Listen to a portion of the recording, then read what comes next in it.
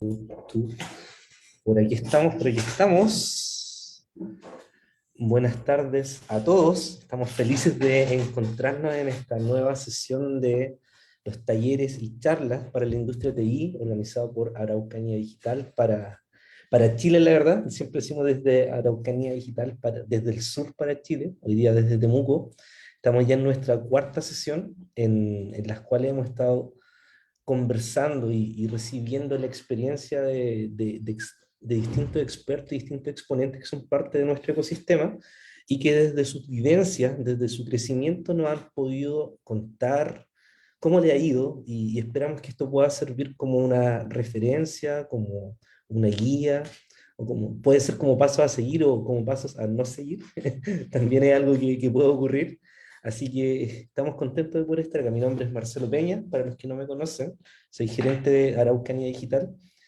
Y hoy vamos a hablar, ahí está, entrando César, si no me equivoco. Saludamos a la gente que nos acompaña también en Facebook.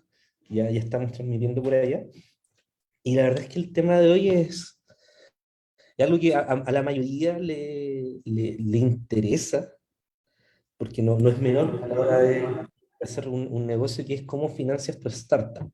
Y principalmente vamos a hablar de cómo el financiamiento público puede ser un vehículo para que puedas hacer la etapa de arranque de tu negocio. La verdad es que hay bastantes instrumentos, hay muchas cosas que desde afuera no se conocen.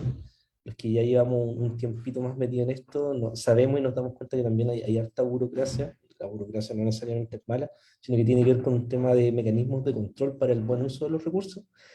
Y la idea es que en la sesión de hoy podamos conversar un poco de esta temática. Voy a arrancar yo, les voy a contar dos o tres cositas que considero importantes del mundo del financiamiento público. Y luego vamos a tener la posibilidad de conversar con Camilo Gutiérrez, que ya está conectado con nosotros, que él es fundador de CitaParts, un startup, que los conozco desde su inicio, desde su arranque.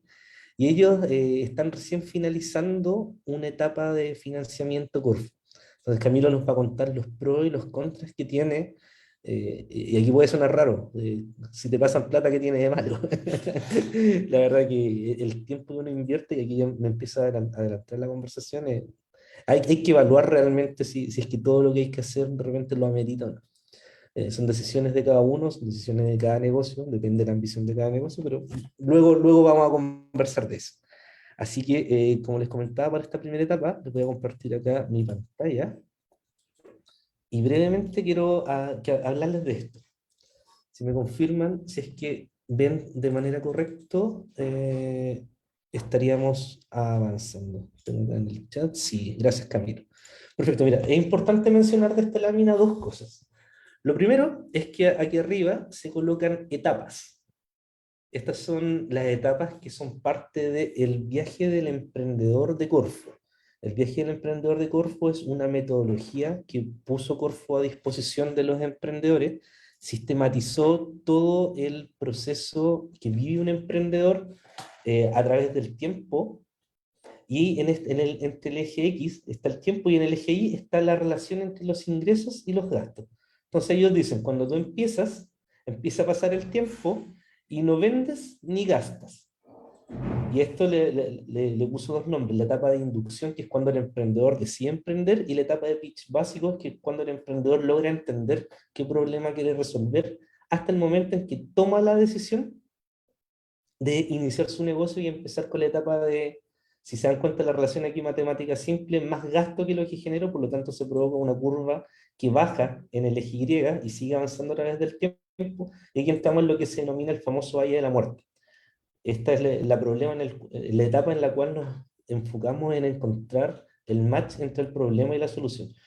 Luego, en instancia, cuando hablamos de pitch sólido, que es el nombre que le coloco por, es cuando ya validamos que el problema que estamos resolviendo es realmente un problema y que la solución que estamos entregando efectivamente resuelve este problema, y empezamos a crecer. Y ahí, en este punto, que es la etapa de salida del Valle de la Muerte, los ingresos por primera vez son mayores a los gastos, pero no necesariamente aún estamos en el famoso punto de equilibrio, que es la etapa de break-even, que es cuando por fin todo lo que hemos ganado equipara a todo lo que hemos gastado.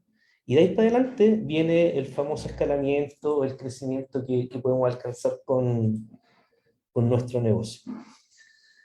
Para todo este proceso, la Corfo, como les mencionaba, habilitó una herramienta que está online, que está en el viajelemprendedor.cl y tiene cursos de entrenamiento en los cuales te ayudan a cómo pasar cada una de estas etapas. Pero adicionalmente, ordenaron de buena manera todos los fondos que tiene Corfo para apoyar al emprendimiento desde sus distintas gerencias, y aquí aparece un concepto que probablemente muchos conocen. Corfo tiene distintas gerencias donde se preocupan de distintos tipos de clientes. Aquí los emprendedores que reciben beneficios son clientes de Corfo, y alinearon, como les mencionaba, dos elementos. Uno, cuál es el mejor momento o en qué momento, lo voy a plantear desde el otro lado, debiera estar una startup cuando se conecta con cada uno de estos fondos. Entonces aquí los que más conocemos son los que tiene Startup Chile, por ejemplo, de S-Factory, o el SAF Desafío. Aquí si a algunos les parecen nombres medio raros, no se preocupen, hay que aprender a hablar en corfiano, esa también es como otra broma que hacemos la gente que está metida en estos temas. Eh, los SAF, que son los subsidios semilla de asignación flexible. El SAF Desafío es uno de los pocos instrumentos que te permite, con el apoyo que recibes, que va en el orden de los 15 millones, construir la primera versión de tu solución. Cuando ya decidiste emprender y ya estás operando en el mercado en etapas de validación, aparecen los famosos PRAE, que son los programas regionales de apoyo al emprendedor, o los Capital Semilla, que hoy día tenemos el Semilla Inicia y el Semilla Expande. La principal diferencia entre un semilla inicia y un PRAE es que algunos son competencia nacional y otros son competencia regional, y las etapas de Startup Chile. Y ya luego, cuando estamos en el mercado y estamos en una etapa de crecer, y aunque les parezca raro el crecimiento sea en esta etapa de entrar al Valle de la Muerte, aparecen los famosos SAF-I, que son fondos que te pueden entregar hasta 60 millones. Entonces, ¿por qué les comento esto como parte de la introducción? No es simplemente voy a pedirle plata a Corfo. Aquí hay un gran desafío para los emprendedores, que es saber qué instrumento es el que realmente puede calzar con la etapa que está viviendo mi negocio, porque si postulo con un negocio que está en una etapa que no corresponde al instrumento que me están ofreciendo, no es que mi proyecto sea bueno o sea malo, ni que sea atractivo, que no sea atractivo, que sea ambicioso, que no sea ambicioso, es que simplemente al no calzar con el instrumento de seguro, y esto te lo he firmado 100%, va a quedar fuera. Y como les digo, no se trata de que tan bien formulado esté, se trata de que no soy admisible. Entonces ahí también hay una invitación a que cuando decidan conectarse con temas de financiamiento público, hagan la tarea. El emprendedor es el interesado en acceder a estas fuentes de financiamiento, y hay que saber dónde ir a pedir y cómo pedir. Y probablemente esa va a ser otra de las conversaciones. Otro tema que es importante, que muchas veces no se conoce, que tiene que ver cómo funciona administrativamente la asignación de fondos desde estos instrumentos públicos. Y aquí hay tres escenarios que les quiero comentar. Regularmente, y esto pasaba antes, en la cual el emprendedor o grupo de emprendedores postulaba directamente a Corfo como un instrumento, en busca de un instrumento de financiamiento. Corfo evaluaba el proyecto y decía, ok, este proyecto tiene potencial de crecimiento, pasaba a todos los perfiles y le pasaban la plata. Y el emprendedor le decían, tienes entre 9, 12 o 18 meses para ejecutar tu proyecto, y como esta plata es pública, hay que ser bien riguroso con las rendiciones. Te decían, cuéntame cada cierto tiempo qué has comprado, entrégame el documento tributario correspondiente, ahí hay manuales de rendición, entrégame el documento, que la factura tenga el código, que corresponda a la glosa que tienes definida, puede que sean palabras que no conocen, y muéstrame el gasto y rendimos.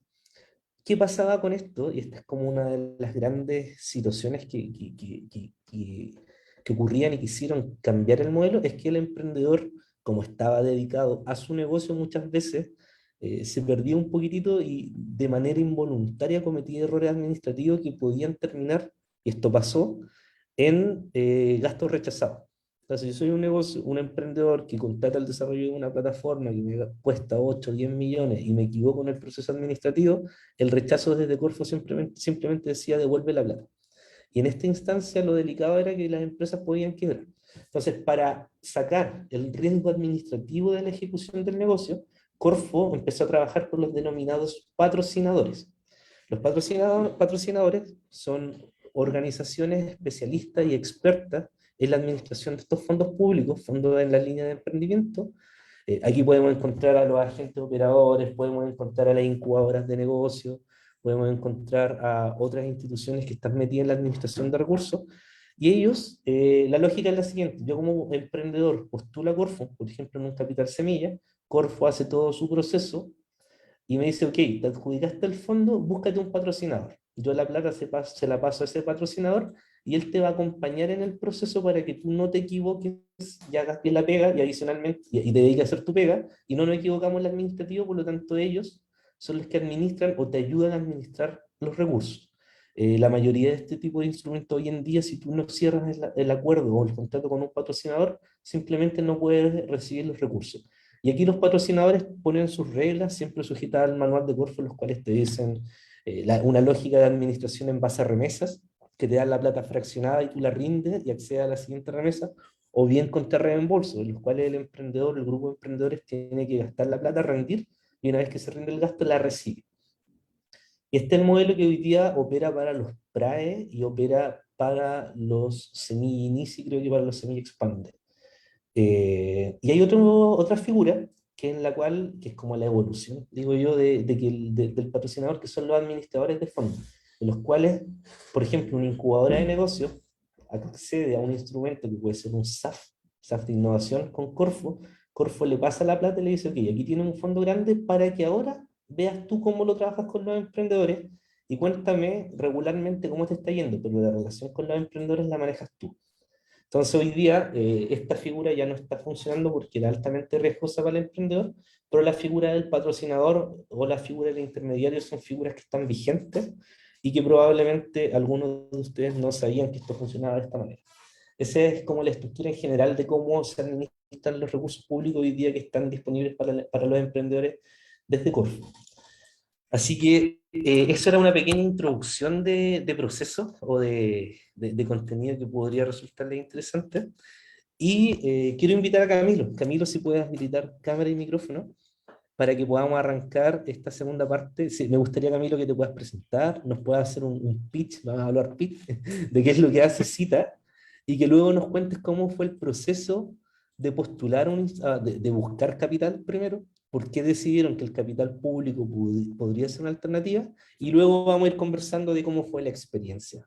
Así, Camilo, adelante, y como te digo, vamos con la primera parte de conocer a Camilo, conocer a Cita y por qué el financiamiento público fue una opción para ustedes.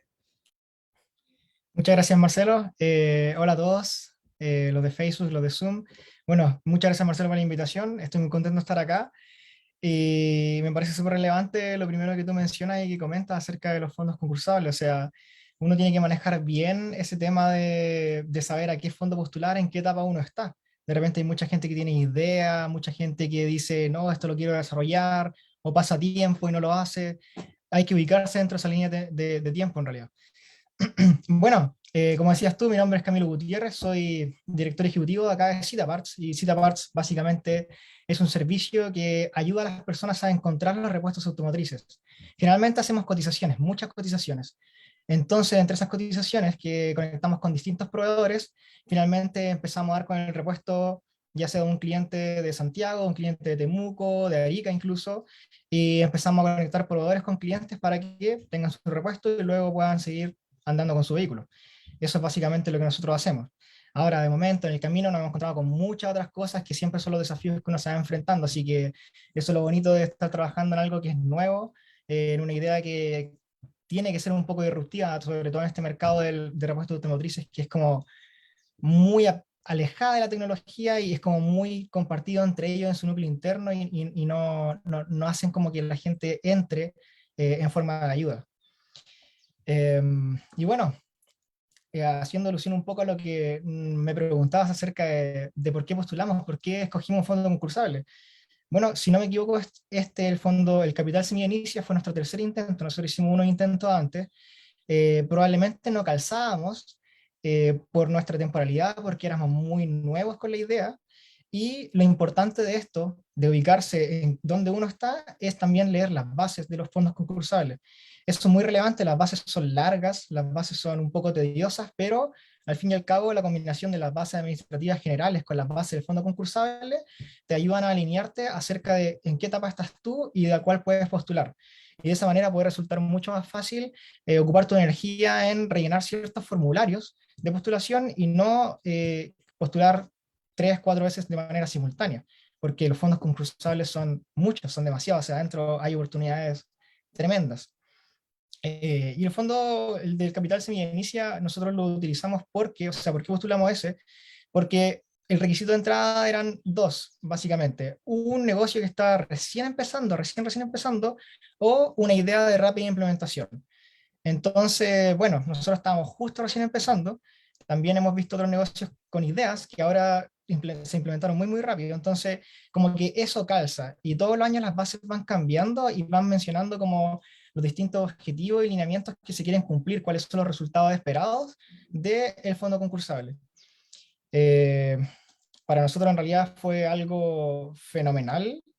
El crecimiento de la empresa, en realidad el financiamiento otorga una aceleración en el crecimiento de la empresa que yo diría que es fabuloso. O sea, uno está mirando lo que uno hace de manera, nosotros cuando empezamos sin página web, por ejemplo, con unas poleras distintas, no con esta camisa que es un poco más bonita, todo más mínimo viable.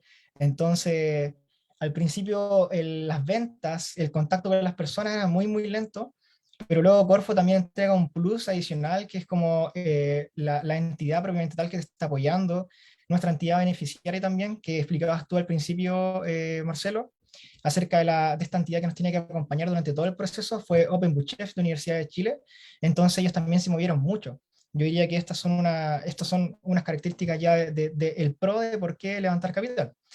Oye, Entonces, en Camilo, base a eso, disculpa ujú, que te interrumpa. sí, Aprovechemos desde ya para ir resolviendo dudas o que vayamos conversando. Creo que dijiste al menos tres cosas súper de valor en esta primera etapa.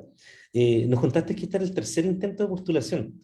¿Cuál fue el primero? ¿A qué instrumento fue? ¿Cómo les fue? O sea, me imagino que fue un rechazo, pero les comunicaron por qué fue rechazado. ¿Cuál fue el segundo y qué crees tú que pasó? ¿O qué cambió durante la etapa, el primero, el segundo y el tercero? Que sí lograron sí. entrar en el tercero. Mira, yo creo, haciendo un resumen, básicamente el primer instrumento, no recuerdo en este momento muy bien porque simplemente lo hicimos y yo creo que ahí fue una postulación como inventada. Entonces, lógicamente en los resultados no se veía mucho. Así dijimos, bueno, ya hay que hacer esto de verdad porque queremos hacerlo, queremos lograrlo. Y el Pero segundo, que sí inventaba en recuerdo el muy bien, sentido de que el negocio no existía todavía. el negocio no existía todavía, justamente. Nosotros solamente teníamos la idea en nuestra cabeza que íbamos a hacer un plan de rápida implementación, pero probablemente no calzábamos con los instrumentos. ¿Y a qué Entonces dijimos, instrumento lo bueno, postularon? es que me acuerdo que postulamos al PRAE y este fue el último que estuvimos nosotros ahí peleando para poder adjudicarnos. Ya. Lamentablemente el PRAE a nosotros nos dejaron de lado por un tema, yo creo, de bases. Igual nos respondieron con una cartita mediante correo electrónico, pero fue más bien un tema de bases de que probablemente nosotros no calzamos con nuestro modelo, porque el PRAE finalmente lo que busca es apoyar al emprendimiento, pero en la región de la Araucanía. Y un poco nuestra idea también era expandirnos a nivel nacional y poder atender y tener un alcance a nivel nacional de acerca de Claro. nuestros clientes. Creo que las bases efectivamente no te limitan el que sea en Chile, pero sí tiene que haber un impacto en la región. Por ahí Ujú. puede haber habido. Pero claro, sí, y eso es una diferencia entre el PRAE y los Semilla Inicia o los fondos Startup Chile que te piden ya tener al menos un MVP funcionando y que se podría fortalecer con el presupuesto, pero el objetivo del PRAE es alcanzar ventas. No necesariamente construir la solución que era la etapa en la que ustedes estaban. Habían unos resultados esperados, recuerdo de las bases que lo leímos con Juan es mi socio, y claro, no calzaba muy bien lo que nosotros queríamos ofrecer con lo que ellos estaban esperando que postularan en ese año. Nosotros lo postulamos, de hecho, el PRAE el año pasado, y acto seguido, diría 4 meses, se abre el Semilla Inicia y volvimos a postular el Semilla Inicia. Obviamente empezamos desde el PRA de Semilla Inicia también en un periodo de aprendizaje, o sea, los números que pusimos dentro en cuanto a proyecciones de venta, cantidades de clientes, de demandas que íbamos a tener, después lo supimos bajar a un escenario real, porque en un principio igual uno se imagina el negocio perfecto, bien hecho, pero en la realidad, en la práctica, no resulta tan fácil. Entonces ahí hay que ser bien perseverante y seguir avanzando. Igual, Camilo, ahí tú tocas un punto súper importante y es la ambición de negocio.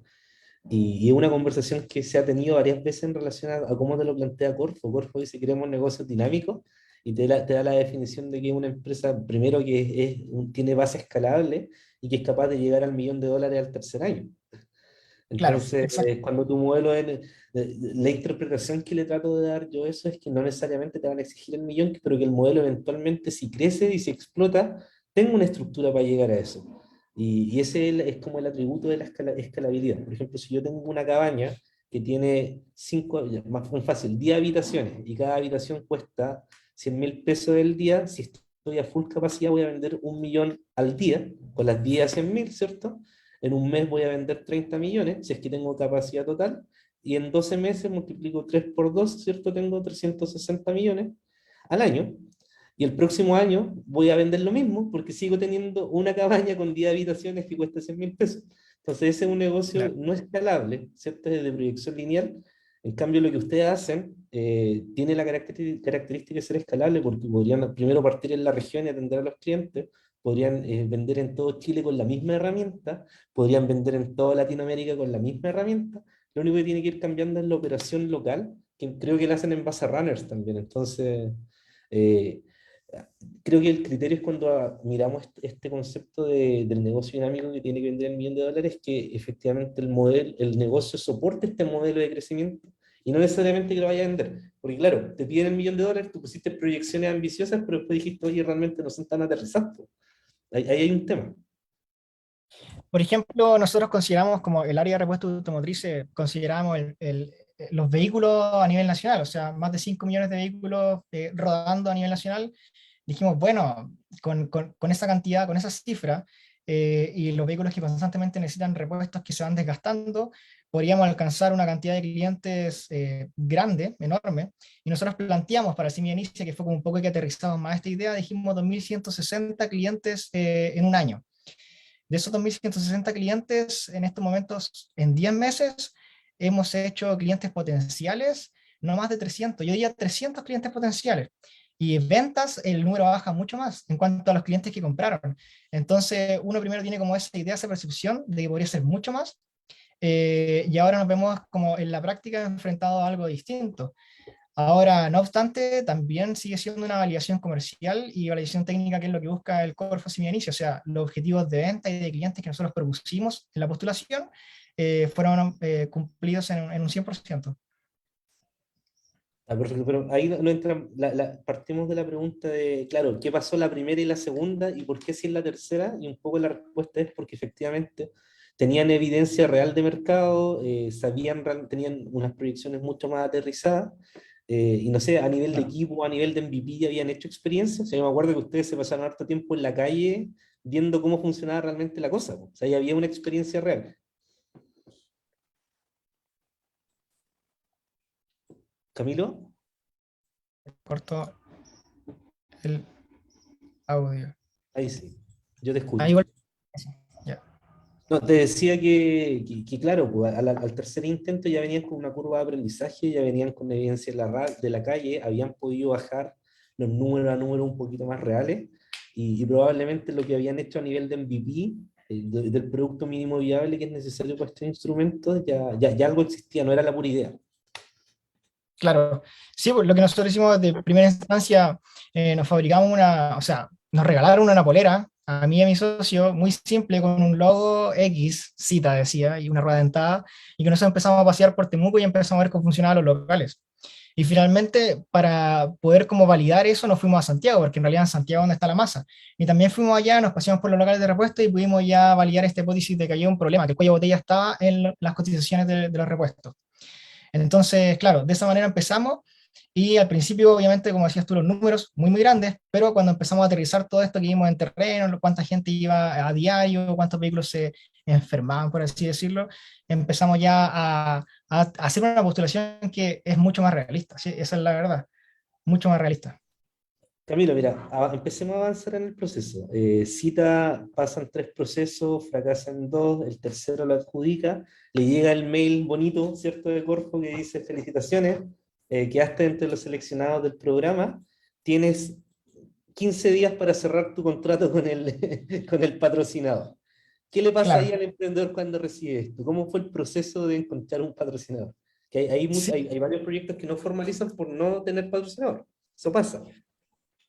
adentro pasan muchas cosas, si me di cuenta con el tiempo. Esa primera etapa, ese primer mensaje, obviamente es muy emocionante, gratificante. Eh, yo en conjunto con mi socio, mi familia, por ejemplo, me estaba apoyando, mis amigos, fue como mucha felicidad, mucho éxito recibido. Y empieza a correr el tiempo como ya el reloj que uno tiene que cumplir, sobre todo eso la entidad patrocinadora. Ahí podríamos mencionar algo como de una contra o algo malo. Las entidades patrocinadoras en ese momento no estaban actualizadas, el listado no estaba actualizado, entonces el trabajo de uno es empezar a buscar entidades por distintas partes. Ahí ¿Hay alguna entidad hay patrocinadora? un listado de entidades patrocinadoras, no es cualquiera. No, no es cualquiera, no es cualquiera. Hay un listado y el listado bueno, nosotros nos adjudicamos el año pasado y el listado que había arriba era el año 2019. Contactamos un par de personas de ese listado y ellos ya no figuraban como entidades patrocinadoras. Entonces ahí usamos tiempo en vano porque nos comunicamos con gente que no nos iba a ayudar. Entonces empezamos a decir, ¿cómo podemos hacer esto? También recibimos por correo electrónico, en todo caso, de algunas entidades patrocinadoras que vieron nuestro proyecto, nos dijeron, oye, nosotros te podemos apoyar, podemos ser tu entidad, te podemos hacer el acompañamiento durante todos los 10 meses del proyecto. Y también nosotros buscamos por nuestra parte con ya una ficha más actualizada que nos conseguimos después. Oye, Finalmente ¿alguna nosotros tuvimos, entidad patrocinadora te dijo yo no los voy a patrocinar? eh, no, fíjate que no. Mira, me parece que hubo una que me lo mencionó, pero no me dijo tajantemente no. Es una entidad patrocinadora cerca del norte, pero ellos tienen mucho que ver con Un poco, proyectos de ¿cierto? agricultura. Sí, pues, proyectos de agricultura. Sí. Entonces me dijeron, mira, te podemos apoyar, pero no es nuestro fuerte. Ese es el tema. O sea, los contactos que ellos tienen, las redes, no iban a servir mucho para esta área de negocios, que es repuestos automotrices. Hay como comentario, efectivamente, hay organizaciones que puede ser patrocinador para Semilla Inicia, puede ser patrocinador para Semilla Expande, puede ser de los dos o puede ser de uno a uno de forma independiente. Creo que acá en la Araucanía está Codecer, está la UDD, la Universidad, la UDD, perdón, de Conce tiene operación acá y creo que hay una, de hecho creo que en Coatec solo es patrocinador del Semilla Expande. El se me expande, sí, eso he visto. Sí. Codecer Entonces, me suena. sí, ahí hay un tema, como la idea es poder conversar de estas situaciones que pasan cuando estás ejecutando un fondo, es poder hacer estas entrevistas y estas conversaciones con los patrocinadores. Oye, Camilo, y ya, cerraste el patrocinador y se vino la etapa probablemente de las garantías y los convenios. ¿Cómo fue esa parte de la Exacto. formalización cuando te dicen, oye, hay que sacar una boleta de garantía y te cuesta hasta el 3% del proyecto? ¿Se colocaron Claro. ellos, se colocaron ustedes? ¿Cómo fue esa parte?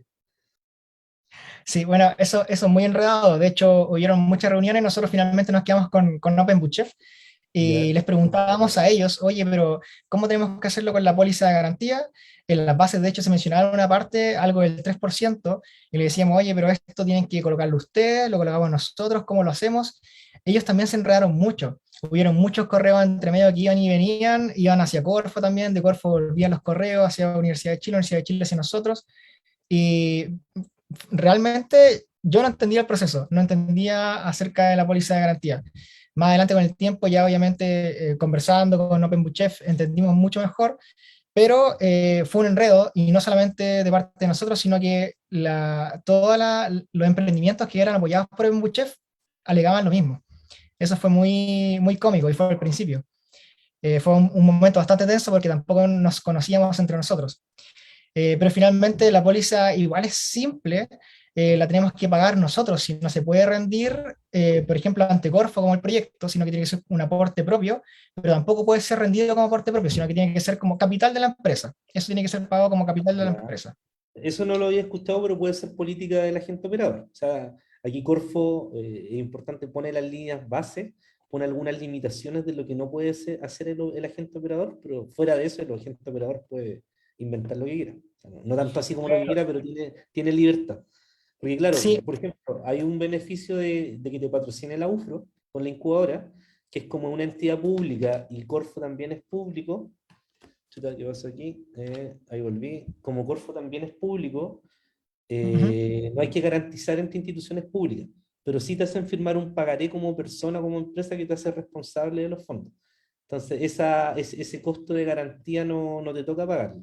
Hay algunas que lo incorporan como parte del proyecto y como tú mencionas, OpenBook Chef no lo pudieron hacer. Ya, y con eso formalizaron. ¿Qué otras Con eso cosas formalizamos. venían en el paquete del fondo? Las mentorías, ¿cómo? Porque aquí Corfo te exige hacer más cosas o te pide hacer más cosas y de hecho creo que en algunas partes te condiciona cierta parte del presupuesto a otras acciones, como el caso de las redes de mentores. Sí. Por ejemplo, en esta temporada, las mentorías son obligatorias. Eso dice las bases de Corfo del año pasado. Lo que sí no pudimos encontrar acerca del monto que teníamos que destinar para mentoría, pero desde la entidad patrocinadora nos indicaron de que son 500.000 pesos, entonces Hasta 500 destinamos lucas. 500.000 pesos en mentoría. ¿Y la red de Eh, mentores cuánto te cobraba eso o te cobraba más? Porque la red de las mentores redes de estaba, mentores, sí, 500 justo, ya, 500 justo. O perfecto. sea, no, antes que les preguntáramos ya nos habían dicho 500. Y nosotros estábamos ¿Y buscando en qué tuviste que parte. O sea, postular? sí, postulamos. Tuvimos que postular para recibir mentorías. Al menos nosotros estuvimos, bueno, entre entidades patrocinadoras estuvimos entre Pembuchef y 3IE, que es de la Federico Santa María. La Federico, correcto. Sí, entonces, como 3IE no fue nuestra entidad patrocinadora, escogimos a Pembuchef, escogimos a ellos como mentoría y nos recibieron era un comité organizador que nos hizo realizar un pitch. Tuvimos que nosotros hacer un pitch, presentar el negocio, después nos hicieron varias preguntas acerca del negocio, cómo estaban los números, las ventas, cuáles eran nuestras proyecciones, y en base a eso, ellos empezaban Recibieron a como decidir, cliente. claro, a quién vamos a mentorear y a quién no. Eh, bueno, nos escogieron también, ese proceso fue bueno, y luego viene la búsqueda del mentor, que también es como un poco tedioso, harto tiempo, yo creo que estuvimos como 2 meses buscando mentor, se nos pelean muy rápido algunos, a los primeros, que nosotros que ya queríamos algunos, por ejemplo, ya estaban listos, estaban reservados, eso no lo sabíamos, si no lo hubiésemos hecho desde un principio, y eso es muy importante porque uno tiene que buscarse un mentor que te apoye en las cosas que uno es débil, en las cosas que uno necesita, que te empujen, que te apoyen, que te guíen. Entonces, de repente, no sé, si no es un negocio si es un negocio de marketing, por ejemplo, tiene que ser un mentor de marketing. O sea, esa persona te va a ayudar mucho, te va a entregar mucho conocimiento, mucha experiencia. Entonces, con este pasar del tiempo, igual yo creo que logramos hacer un match bueno, pero podría haber sido mucho mejor. En todo caso, lo que aprendimos con el mentor y las sesiones, yo lo encontré fantástico, al día de hoy súper ordenado, tenemos todas las actas que hicimos en la mentoría. ¿Y alcanzaste a hacer todas tus mentorías, no? Porque es muy normal que tomen el mentor al mes 6 o al mes 7 y que no alcanzáis, ¿no? Eso pasa. Se ve mucho Claro, en este mundillo. sí. Bueno, nos empezamos a preocupar un poco, finalmente hicimos todas las mentorías, sí, lo alcanzamos. Como no habían mentores disponibles, dijimos, ¿qué vamos a hacer? Pero finalmente pudimos gestionarlo y coordinarlo. Camilo, conversemos un poquitito del plan de trabajo y el presupuesto. Porque Ujú. antes, y la verdad es que no sé cómo habrá estado la última convocatoria, eh, mucha gente se mareaba o se equivocaba porque eran formularios complejos, después simplificaron los formularios y tú postulabas con la idea y sin presupuesto, y uno cree que puede hacer todo, pero realmente Claro. no puede hacer todo con el fondo. ¿Cómo fue la experiencia para ustedes cuando dijeron quiero comprar esto y las bases decían que no, o que el monto era muy alto, que el monto era muy bajo, o que era cofinanciamiento, que era plata de ustedes? Porque es importante saber que sepan que en este tipo de fondos Corfo te pasa 15 o 20 según el instrumento, 25 en otro, también uno tiene que Ujú. ponerse con una parte y aparte tiene que pagar el IVA de todas las compras, porque ahí hay que tener plata también y muchas veces ese dato en el común del emprendedor no está a la mano eso. ¿Cómo llevaron ustedes esa parte? Sí, eso es muy importante. El IVA no se puede rendir. No se puede rendir. El fondo de nosotros fue dividido, eran 16 millones en total, 12 los colocaba Corfo y 4 millones los colocaba Citaparts. Eh, por ejemplo, dentro de eso, una de las primeras proyecciones o primeras ideas que nosotros hicimos fue, bueno, necesitamos un computador rápido. ¿Por qué? Porque se necesitaba un computador porque el computador con el que trabajaba mi socio era bastante lento en Ah, realidad, viejo. bastante lento, era viejo. Ya. Entonces, hoy en día con las reuniones y que hay que conectarse rápido por internet, se necesitaba un computador rápido. Y ¿Y qué dijimos, te bueno, dijeron? podemos apoyarnos nosotros con este computador, no lo rindamos por Corfo porque en realidad es un dinero de nosotros, lo podemos rendir como capital de la empresa simplemente, así que de los 4 millones de pesos que colocamos nosotros, nos compramos un computador de 500 lucas y podemos al tiro rendir esas 500 lucas, y así hacemos el primer piso para el capital que pone la empresa. No ¿Y amortigua, porque dejaron 4 millones hacerlo, de pesos no? para una empresa que no tenía nada era harto. Finalmente pudimos rendir solamente 60.000 o 70.000 pesos del computador. ¿Y Es sabes por un por qué, tema o de, no? sí, por un tema de que se considera el periodo de tiempo del proyecto y la depreciación del producto.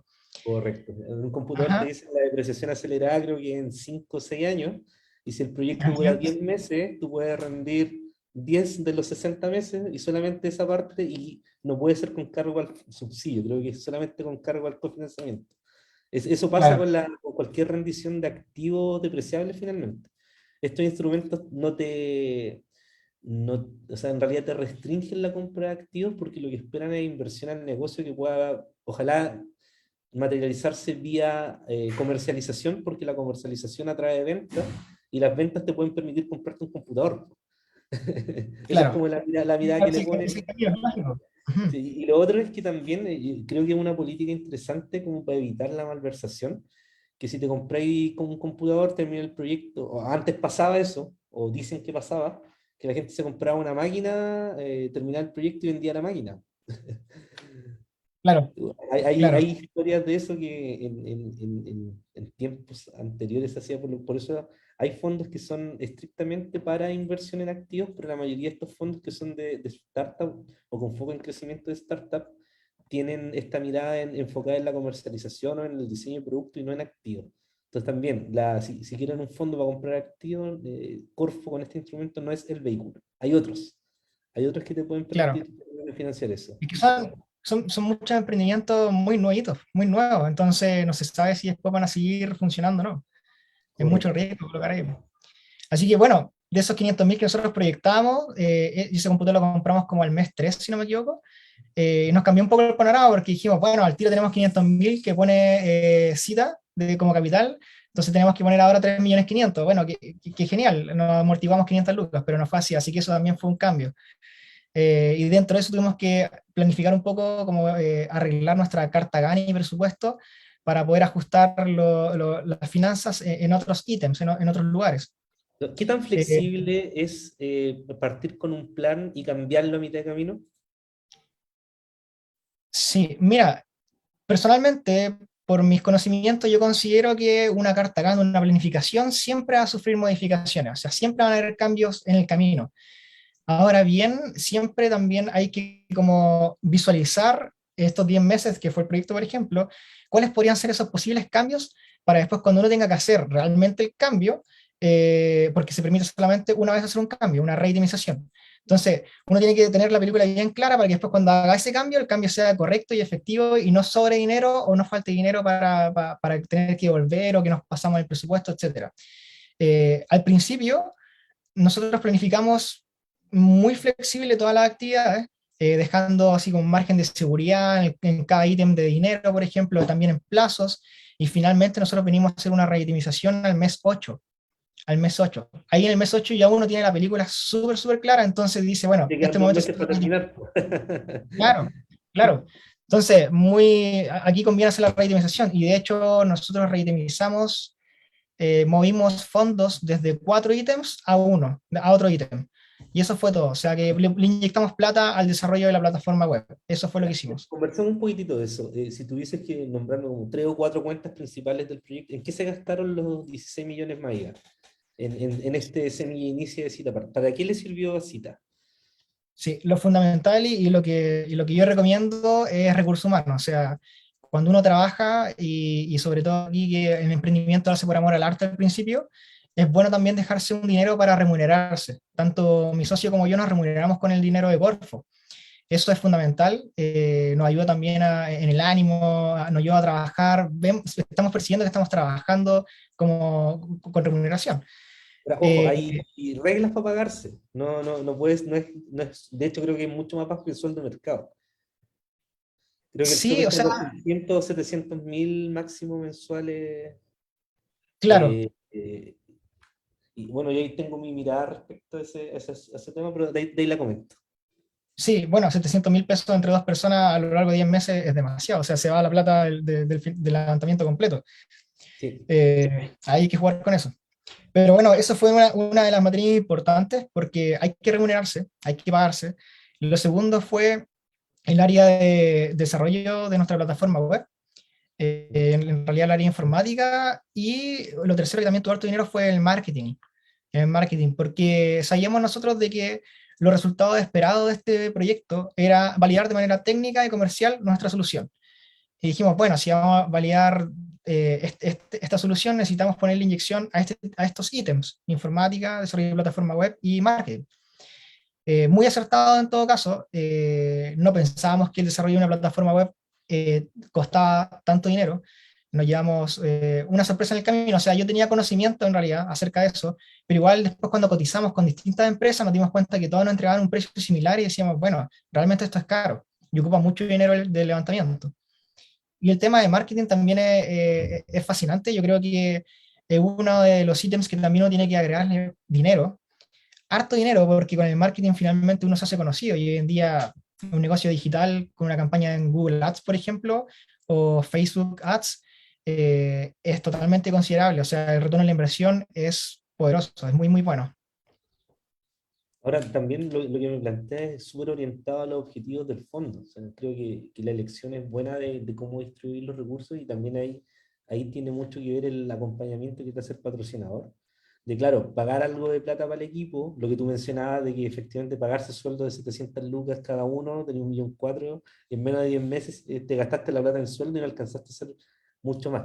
De hecho, ahí tengo Claro, una de las miradas y algunos de los patrocinadores lo que sugieren es evitar el pago de sueldo y meter la plata en cosas que realmente te pueden ayudar a alcanzar la validación comercial, que técnicamente significa lo que yo digo que vendo, alguien me lo compra, o la claro, validación técnica, que significa lo que yo digo que hago, se hace. No es claro. más complejo eso. Entonces, claro, si Citapart se compromete o dice que es capaz de cotizarte y entregarte tal vez el mejor precio para tu cambio de repuesto, eh, si voy a la plataforma, completo los datos y me llega la cotización, técnicamente lograron validar. O sea, es algo que se puede hacer. Y ahora comercialmente es que alguien efectivamente diga cita apart, estoy dispuesto a pagar porque ellos me hagan esta pega. Entonces, con marketing efectivamente atraes clientes, con la plataforma eras capaz de demostrar técnicamente. Y de hecho esa Entonces, validación nosotros la alcanzamos, yo diría, al segundo mes. O sea, que las ventas estaban, las ventas del servicio estaban. Lo importante el, después, al menos para nosotros, era crecer con este fondo. Ujú. ya, y el crecimiento, claro, robustecer herramientas tecnológicas y robustecer la fuerza comercial es lo que te permitió crecer. Oye, Camilo, me Claro. da la impresión de que después de que sortearon la primera parte en Gorrosa, y que al mes 2 ya resolvieron muchas cosas con esto del computador y que la plata estaba o no estaba, qué pasaba, de ahí al mes 8 al mes 10 fue un proceso relativamente sencillo y no hablemos de lo complejo que puede ser la realización del negocio, sino la parte de administración del fondo. ¿Tuvieron algún problema, algún gasto rechazado, o los complicaron en algún momento por la proporcionalidad de los gastos, que también es un tema que el patrocinador cuida? Sí, de hecho, sí, tuvimos situaciones, ninguna de carácter fuerte o grande, pero ellos son muy cuidadosos en cuanto a las rendiciones, en que los montos calcen. Incluso si hay diferencias de 20 pesos, por ejemplo, muy, muy, muy rigurosos en eso. ¿Cómo se Nos rinde una dijeron, factura? ¿Qué hay que hacer para rendir una factura de un gasto realizado? un gasto realizado. Parte con cotización, ¿cierto?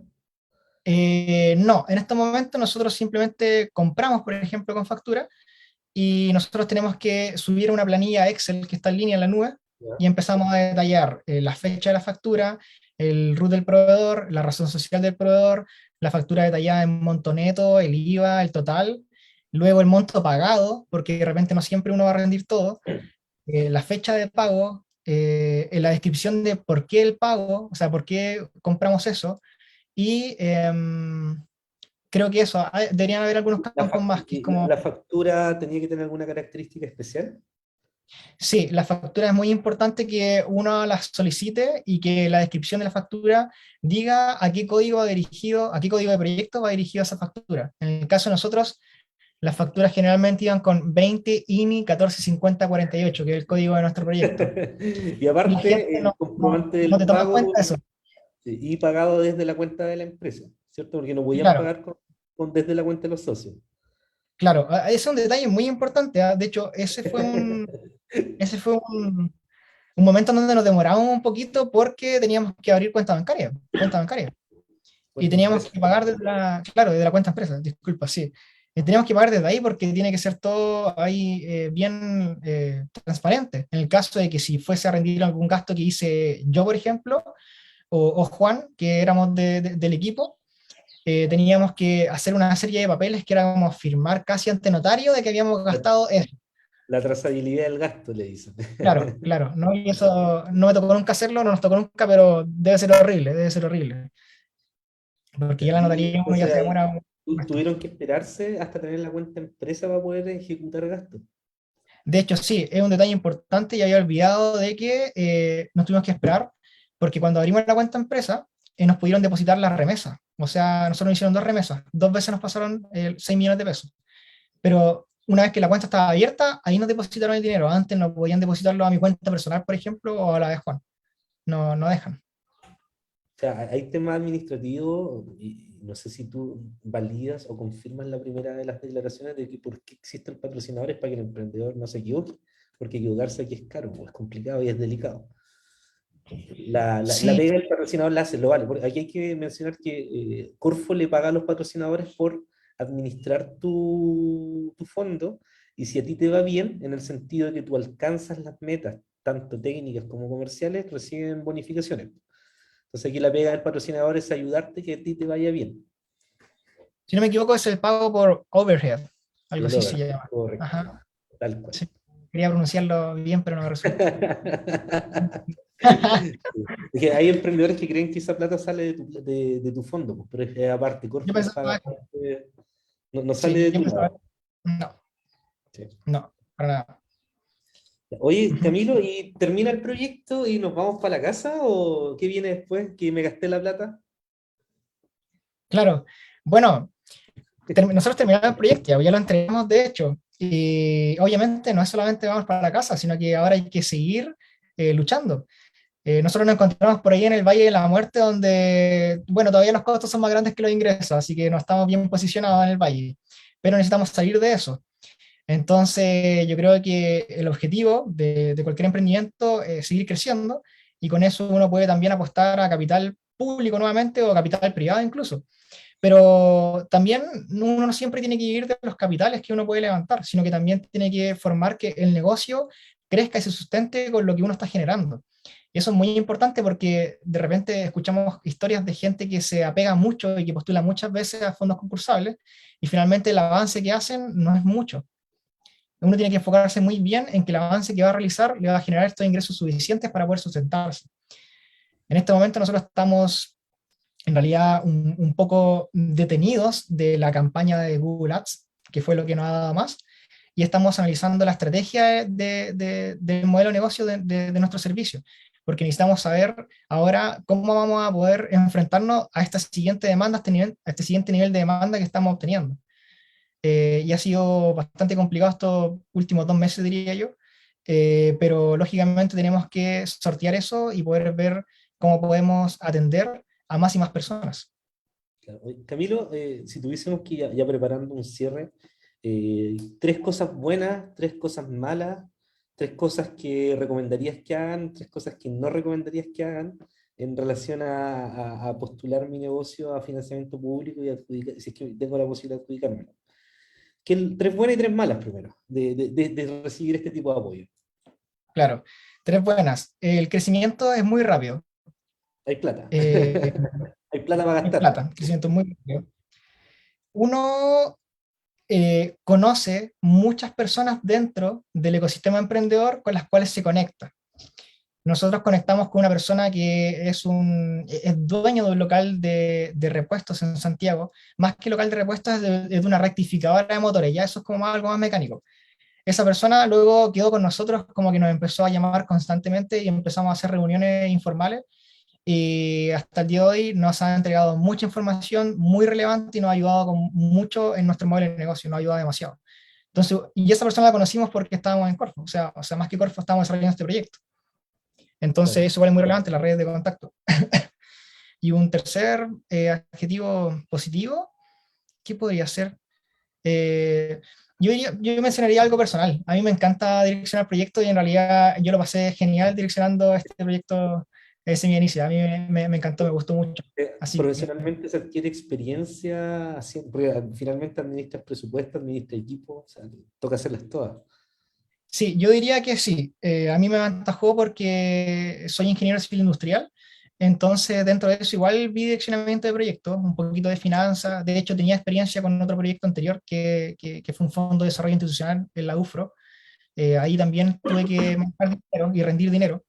Entonces, yo creo que sí, se necesita experiencia porque es fácil cometer error, los números son frágiles y cuando uno está anotando y va llevando el registro de todo, porque en Corfo hay que llevar el registro de todo, las actividades, quienes participan, las fotos, el dinero gastado y toda la semana nosotros, yo recuerdo que los días viernes hacía un resumen de la semana, de todo lo que habíamos hecho la semana, una ficha técnica preparada y eso finalmente nos ayuda también porque hay que redactar un informe final que es grande. El Sí. informe final tiene que ir todo lo que hicimos durante el proyecto. Entonces se requiere este orden específico, por ejemplo, si una nube en carpetas, con distintos nombres que estén alineados a lo que está dentro de la carpeta, mucho orden, mucha gestión. O sea, como para resumir, uno, te gustó, lo pasaste bien y aprendiste. Segundo, había plata para hacer cosas, Ajá. plata líquida, llamémoslo, y que venía como de una vez, por lo tanto te permitió crecer más rápido. Y también la metodología te puso orden y forma en el cómo administrar el negocio. Y Sí, lo eso es malo, muy... tres cosas que es lo peor que pudo haber pasado, entendiendo que igual es bueno haber recibido el fondo. Sí, La ojalá plata que no no es haya nadie, gratis, como decíamos al comienzo. ojalá que no haya gente, por favor, acá, escuchándome. Sí, ahí, está bien, pues. A ver, lo malo.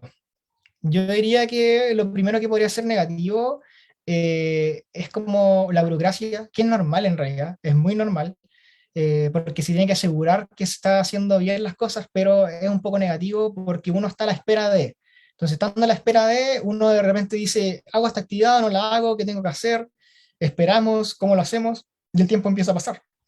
El ritmo. Entonces, y burocracia me refiero a pedir permiso para algo, un correo electrónico, algo de ese estilo. Muy bien. ¿Qué otras cosas malas podrían ser? Em, Mira, fíjate, no se me ocurre, creo que había notado antes porque te había comentado acerca de, bueno, no sé si sea malo, pero uno tiene que estar, antes de postular, ya tiene que más o menos conocer bien este tema de las mentorías. Y personalmente yo creo que las mentorías son muy útiles, pero uno tiene que ser muy inteligente y muy rápido en captar al mentor que a uno lo va a ayudar, porque de esa manera uno puede crecer mucho más rápido o puede cometer errores que no se deberían haber cometido. Es Es el positivo que te, entre comillas, te esfuercen a tomar un mentor. O sea, está demostrado que las redes de mentores funcionan y por eso Corfo la ha fomentado, la ha financiado y ha permitido que se instauren en el ecosistema chileno. Pero claro, tomarla a última hora no es lo mejor. Sí, es positivo, pero yo diría que es malo la forma en cómo se administra lo de las mentorías, porque no hacen match entre emprendimiento y mentores, sino que uno tiene que andar buscando y entre ellos también tienen que, como que no nos conocemos, pues, si no nos conocemos. Ese es Claro. el tema. Como que falta un periodo inicial donde haya una relación, un match. Muy bien. Ujú. Está súper. Yo, algo tercero negativo no sabría qué decir en estos momentos en realidad. Que la plata Ujú. se acaba nomás, pues. Claro, la plata está acá. Sí, hay que levantar capital de nuevo. O seguir creciendo. Ojalá la plata fuese Sí. eterna. Oye, Camilo, mira, se nos pasó rapidito la hora. Y creo que me cortaron no, ahí estoy. Palabras al cierre, algún comentario, alguna recomendación para quienes nos están viendo ahora, nos pueden ver después. Recordamos que esto queda grabado en el Facebook de Araucanía Digital y pronto estar en la web para que lo puedan volver a revisar. Ujú. Algunas palabras al cierre que te gustaría entregarle a aquellos emprendedores que Sí. están pensando en apalancar recursos desde el lado público? Sí, de hecho tengo las palabras perfectas, a mí me encanta eso. Vamos, a ver, vamos, vamos. se escucha mucho que las personas dicen, tengo una idea, pero después se quedan ahí y no la concretan. Yo creo que cuando uno dice las cosas, simplemente hay que hacerlo, y haciéndolas van a resultar, eso es todo, eso es todo. O sea, yo lo encuentro muy, muy simple, uno lo hace y resulta, porque uno se encamina mentalmente hacia eso. Es un poco como filosófico lo que digo, pero es totalmente cierto. Claro, sí, o sea, estoy súper de acuerdo en que efectivamente en esto del emprendimiento hay varios que dicen que emprender se hace en gerundio, emprender se hace emprendiendo y no diciendo que voy a emprender en algún momento. Y Claro, claro, los instrumentos te piden y necesitan que tú ya llegues con algo avanzado. O sea, yo creo que hay un emprendedor que está esperando el fondo, como les pasó a ustedes en la primera etapa, o fue reactivo a un instrumento para proponer un negocio, no necesariamente es el mejor camino. Yo la recomendación que generalmente le doy a los emprendedores cuando conversamos de estas cosas es que empiecen a hacer su negocio con lo que se tenga y con lo que se pueda, y en la medida en que vaya siendo necesario y el instrumento esté disponible, vayan eligiendo a cuáles ir. No postular por postular a lo que se mueva. O sea, hay que ser, claro. porque postular un fondo es una inversión de tiempo finalmente termina siendo plata grande. Un formulario no se hace en 20 minutos. No, Eh, no, en este minuto no, y se un buen demora, pitch no se graba a la primera. claro. Son varias tomas. Son varias tomas. Entonces, hacer una buena presentación es harto tiempo y finalmente eso es foco que podría haber puesto en tu negocio, incluso en otras cosas más banales como descansar. Que cuando eres emprendedor, claro, Claro. no hay tiempo para descansar. Y, Sí, y, ser- hacer la pega de conocer los instrumentos, ver qué sirve para qué, elegir al que quieres postular, leerte las bases, saber qué es lo que esperan que se diga y lo que esperan que se haga, porque si no, como te digo, es muy normal que esto termine siendo tiempo perdido. importante vender antes de postular, saber que hay alguien que te va a comprar. Entonces ahí uno dice, ah, ya, si una persona me compró, van a haber muchas otras que van a comprar. Y esto que no lo escuche la gente de Servicio de Impuestos Internos, ¿cierto? Y hay un periodo de gracia, pues si hay un periodo de gracia de un mes más o menos que uno puede funcionar vendiendo escaletas. Eternamente el periodo de gracia ahí. Está estudiado. Claro, Ya, Camilo, oye, te agradezco la buena disposición, la conversación, el hecho de que nos hayas podido contar tu experiencia, lo mejor para cita, y bueno, nos vemos la próxima semana en una nueva sesión. Vamos a estar hablando sobre... bueno, hay dos temas que estamos cerrando. Hay uno que tiene que ver con el proceso de adopción de tecnología en pymes, en lo complejo que es este cambio y cómo algunos tips para ayudar a vivirlo. Y otro que tiene que ver en las ventajas que hay entre el emprendimiento y la vinculación con casas de estudio a nivel universitario, técnico, profesional. Los beneficios que puede haber para los emprendedores o para la empresa de tecnología cuando se logran encaminar o encadenar con estas instituciones. Sí, vamos a confirmar cuál es la temática que se viene para la próxima sesión y eso, nos vemos el próximo jueves. Que tengan muy, muy, ya. muy buena tarde. Gracias, Camilo. Gracias, Marcelo. Que estén Gracias. bien.